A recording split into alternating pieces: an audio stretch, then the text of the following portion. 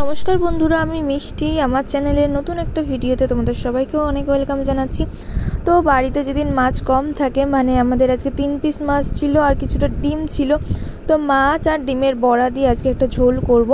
তো তোমরা পুরো ভিডিওটা দেখতে থাকো, আশা করি তোমাদের খুব ভালো লাগবে। প্রথমে 3 পিস মাছ ছিল, আমি 3 পিস মাছ আমি নুন আর হলুদ মাখিয়ে রেখেছি।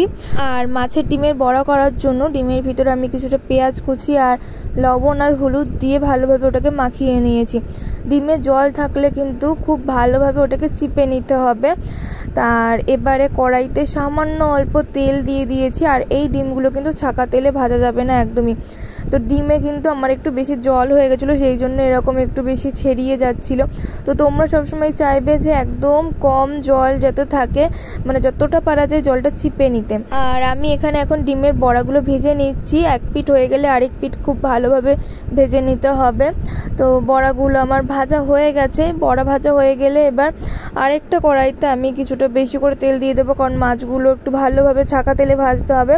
এপিঠ ওপিঠ দুপিঠই একটু লাল লাল করে ভেজে নিতে হবে। তো মাছ ভাজা হয়ে গেছে। মাছ ভাজা হয়ে গেলে মাছগুলো এবার তুলে নেবো। আমরা যেহেতু 4 জন মানুষ আর আজকে 3 পিস মাছ ছিল, যেহেতু একটু ডিম ছিল, সেই জন্য মাছ আর ডিম দুটোই একসাথে ঝোল হবে। আর কড়াইতে এবারে আমি অল্প করে গোটা জিরে দিয়ে দিয়েছি, আর লম্বা লম্বা করে কেটে রাখা আলু আর পটল দিয়ে দিলাম। আলু পটল লবণ আর হলুদ দিয়ে খুব ভালোভাবে লাল করে ভেজে নিতে হবে।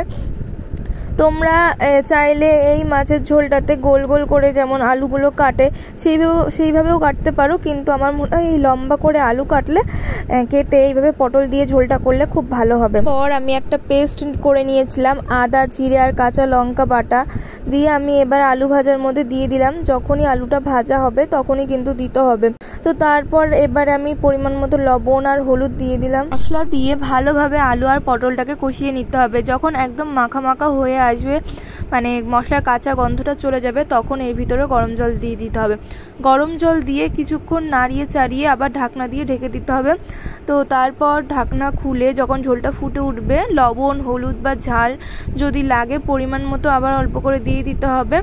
আর এরপরে দিয়ে দিতে হবে মাছগুলো আর ডিমগুলো দিয়ে ভালোভাবে নাড়িয়ে চাড়িয়ে আবার 5 মিনিট মতো ঢাকা দিয়ে রেখে দিতে হবে। তো তারপরেই রেডি হয়ে যাবে পাতলা আদা জিরে বাটা দিয়ে মাছের ঝোল।